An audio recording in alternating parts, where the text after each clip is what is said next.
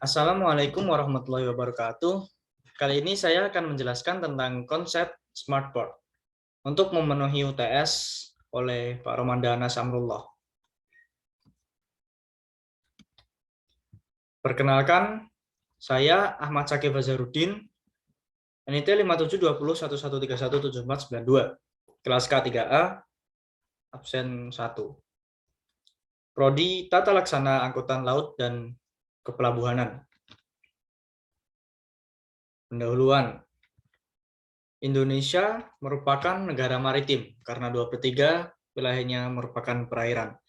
Hal ini menjadikan wilayah perairan sebagai unsur fundamental bagi negara Indonesia, menjadi salah satu kunci utama perkembangan bangsa Indonesia karena unsur ini mencakup segala aspek kehidupan.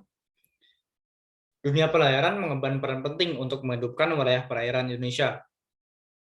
Peranan pelayaran sangatlah luas, yaitu mencakup kehidupan sosial, ekonomi, pemerintahan, pertahanan atau keamanan, dan sebagainya.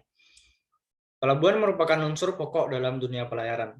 Perkembangan pelabuhan sangat diperlukan demi kemajuan dunia pelayaran. Digital Port merupakan salah satu rencana transformasi pelabuhan pintar dalam upaya perkembangan pelabuhan masa depan. Pengertian pelabuhan. Menurut Undang-Undang Republik Indonesia Nomor 17 Tahun 2008 tentang pelayaran, pelabuhan adalah tempat yang terdiri atas daratan dan atau perairan dengan batas-batas tertentu sebagai tempat kegiatan pemerintahan dan kegiatan pengusahaan yang dipergunakan sebagai tempat kapal bersandar, naik turun penumpang, dan atau bongkar muat barang. Berupa terminal dan tempat berlabuh kapal yang dilengkapi dengan fasilitas keselamatan dan keamanan, dan kegiatan penunjang pelabuhan, serta sebagai tempat perpindahan intra dan antar moda transportasi, menurut Pasal 1 Ayat 16. Peran pelabuhan menurut Pasal 68. Ada 6, yaitu pertama, simpul dalam jaringan transportasi sesuai dengan hierarkinya. Yang kedua, pelabuhan sebagai pintu gerbang kegiatan perekonomian. Kemudian, pelabuhan sebagai tempat kegiatan alih moda transportasi. Dan yang keempat, kemudian pelabuhan sebagai penunjang kegiatan industri dan atau perdagangan. Yang nomor 5, pelabuhan sebagai tempat distribusi, produksi, dan konsolidasi muatan atau barang. Dan yang terakhir, mewujudkan wawasan Nusantara dan kedaulatan negara. Fungsi pelabuhan sebagai tempat kegiatan. Bisa berfungsi sebagai tempat kegiatan pemerintahan maupun pengusahaan. Yang pertama, pelabuhan berfungsi sebagai link, yaitu pelabuhan sebagai mata rantai transportasi. Yang kedua, pelabuhan sebagai interface. Pelabuhan menyediakan segala fasilitas. Yang ketiga, gateway. Pelabuhan sebagai pintu gerbang negara atau daerah. Kemudian yang keempat, pelabuhan berfungsi sebagai industri zone atau kawasan industri. Ada beberapa fasilitas pelabuhan, diantaranya yaitu fasilitas mencakup fasilitas pokok dan fasilitas penunjang. Fasilitas pokok untuk wilayah darat, yaitu dermaga, gudang, lapangan penumpukan, terminal bongkar muat barang, terminal penumpang, terminal alat menambah dan vendor, fasilitas pengolahan limbah, bunker, pemadam kebakaran, gudang B3, dan fasilitas pemeliharaan SBNP, dan lain-lain. Kemudian fasilitas penunjang yang ada di darat yaitu kawasan perkantoran, fasilitas pos dan telekomunikasi, pariwisata dan perhotelan, instalasi listrik dan air, jalan kereta api, kemudian ada jaringan limbah, drainase dan sampah, parkir, kawasan perdagangan, dan kawasan industri. Kemudian fasilitas pokok yang berada di wilayah perairan yaitu alur pelayaran, kemudian kolam atau perairan pelabuhan, pemecah ombak, perairan pandu, perairan untuk kegiatan karantina, perairan untuk kapal muatan B3. Fasilitas penunjang di wilayah perairan yaitu perairan untuk pengembangan pelabuhan, kemudian perairan untuk fasilitas bangunan dan pemeliharaan kapal, dan perairan untuk keperluan darurat. Smart port. SmartPort adalah sebuah seni manajemen sistem pengelolaan pelabuhan yang mengoptimalkan pemanfaatan artificial intelligence, big data, Internet of Things, dan blockchain. Penerapan interkonektivitas logistik, manfaatkan energi terbarukan, dan mengelola pelabuhan secara berkelanjutan untuk meningkatkan efektivitas dan efisiensi pekerja di pelabuhan itu sendiri. Nah, ini merupakan konsep SmartPort. Konsep SmartPort ini mengkombinasikan beberapa unsur, yaitu unsur efektivitas dan efisiensi kerja, dan kombinasi ekonomi dan durability atau ketahanan. Dalam unsur efektivitas dan efisiensi kerja, dengan adanya penerapan Internet of Things dan Artificial Intelligence dalam kegiatan di pelabuhan. Kemudian ada penerapan Big Data dan Blockchain oleh operator pelabuhan. Dalam kombinasi ekonomi, yaitu kombinasi tipe pelabuhan untuk memperluas jangkauan kegiatan ekonomi. Dan kombinasi penerapan konsep manajemen pelabuhan dan teknologi canggih. Dalam unsur durability, pemanfaatan energi terbarukan dan konsep pelabuhan yang sesuai berdasarkan kondisi geografi, barometri, dan topografi wilayah. Kemudian pengelolaan limbah agar pelabuhan tidak menderita emisi, dan ketahanan pelabuhan yang relatif kuat mengurangi anggaran perawatan dan perbaikan. Efektivitas dan efisiensi kerja mencakup penerapan beberapa hal sebagai berikut. Yang pertama, Internet of Things. Sistem ini merupakan sistem intelijensi yang berfungsi sebagai pengumpul data. Kemudian Artificial Intelligence berperan dalam penganalisaan dan membuat keputusan cerdas berdasarkan informasi yang telah dikumpulkan. Internet of Things. Di Artificial Intelligence ini sudah ada kemajuan Artificial Neural Network yang membuat AI bisa punya algoritmanya sendiri. Kemudian yang ketiga yaitu Big Data. Big Data sendiri merupakan pengembangan dari sistem database.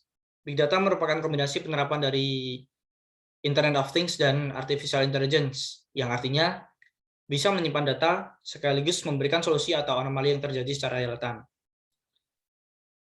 Penyimpanan yang besar, juga transfer data yang cepat dan stabil, bisnis lebih dari database management system. Blockchain. Blockchain ini adalah transaksi digital yang mengaitkan dan mengunci data dengan transparansi transaksi yang dapat mengurangi potensi korupsi. Selain itu, sistem ini dapat mentransfer informasi secara otomatis, aman, dan priceless. Kemudian yang terakhir yaitu penerapan jaringan 5G. Segala sistem tersebut didukung dengan keberadaan jaringan 5G yang mampu mentransfer data dengan aman dan cepat, bahkan dalam hitungan milliseconds. Jadi beberapa unsur ini memang saling terkait.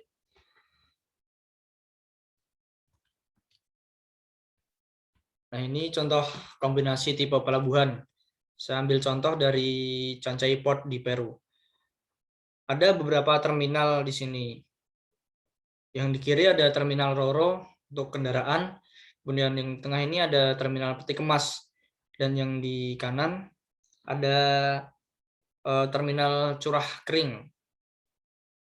Dan di belakang ini ada gudang untuk penyimpanan curah dengan barang yang memerlukan perlindungan dari cuaca, seperti beras, tepung, dan biji-bijian. Kombinasi penerapan konsep dan teknologi. Konsep port-centric logistics. Kepentingan menjadi pusat perdagangan selalu menjadi tujuan utama. Konsep dalam manajemen rantai pasokan telah berkembang sejak sekitar pergantian milenium. Operasi logistik kontainer berbasis multimoda. Konsep ini mengacu kepada proses bisnis rantai pasok secara end-to-end yang modern dan canggih demi menyederhanakan infrastruktur logistik dengan unsur simpel, canggih, efektif, dan efisien yang dapat mendukung kegiatan ekonomi. Pada gambar kiri ada contoh penerapan teknologi di pelabuhan. Ada automated stacking crane, yaitu kren otomatis yang dioperasikan lewat terminal operating system. Dan di sampingnya ada automated guided vessel. vehicle, kendaraan dengan sistem terkomputerisasi yang dapat dikendalikan secara online dengan software. Masuk unsur terakhir, yaitu durability atau ketahanan. Dalam pembuatan dan penurunan konsep maupun tipe pelabuhan, ada beberapa hal yang harus dipertimbangkan, yaitu pertama, jenis kapal yang akan dilayani. Ada kapal penumpang atau barang, kemudian peti kemas, barang curah padat maupun cair, kapal ikan, kapal militer, dan lain sebagainya. Nah, setiap kapal tentunya memiliki ketentuan yang berbeda dalam penanganannya. Maka dari itu, memang harus dipilih tipe pelabuhan. Yang kedua ada pertimbangan ukuran atau bobot kapal. Yang ketiga, pertimbangan kondisi batimetri atau topografi dan tanah dasar laut. Kemudian, pertimbangan kondisi hidrooceanography atau adanya gelombang pasang dan surut. Salah satu pengaplikasian konsep pemanfaatan energi terbarukan dalam bangunan pelabuhan yaitu dengan adanya solar panel atau panel surya yang dapat mengkonversikan tenaga surya menjadi energi listrik. Di sebelah kanan ini ada contoh penerapan solar panel di pelabuhan.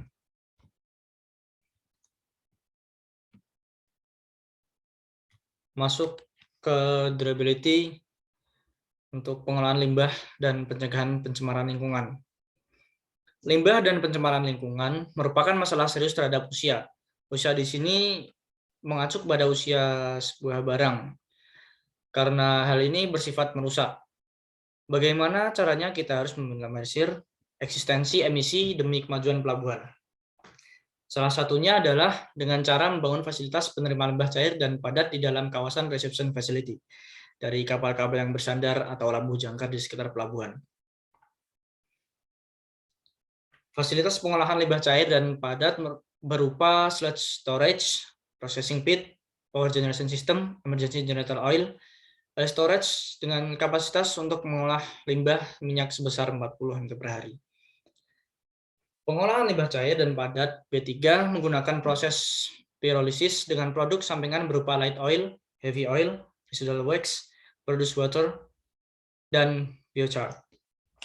Pemerintahan telah mengatur dan menetapkan beberapa lokasi labuh jangkar, menyiapkan reception facility, penertiban perusahaan tank cleaning, dan mendorong investasi bagi industri pengolahan limbah dari industri perkapalan dan tank cleaning. Nah, ini ada contoh dari reception facility, dan di sampingnya ada foto dari sludge storage. Di sludge storage ini menyimpan limbah yang nantinya akan diolah. Dan ini adalah salah satu proses pyrolysis dari sampah plastik menjadi bahan bakar. Langkahnya yaitu sampah plastik dimasukkan ke dalam reaktor, dan reaktor ini bersuhu 350 derajat Celcius. Proses pyrolysis berlangsung secara termal atau katalik. Plastik menguap menjadi gas dan menjadi liquid setelah melewati kondensor. Kemudian produk hasil akhirnya berbentuk liquid. Konsep transformasi pelabuhan pintar merupakan suatu proses perkembangan yang signifikan pada dunia pelayaran. Langkah untuk membangkitkan perekonomian lewat kemaritiman. Indonesia sebagai negara maritim tentunya mendapatkan manfaat yang besar atas perkembangan dunia pelayaran yang dapat menyongsong Indonesia menuju kesuksesan. Dengan adanya smart port, aktivitas logistik dapat berjalan lebih cepat, akurat, dan lebih mudah, sehingga segala kegiatan di pelabuhan bisa terlaksana dengan lebih efektif dan efisien. Sekian dan terima kasih dari saya. Assalamualaikum warahmatullahi wabarakatuh.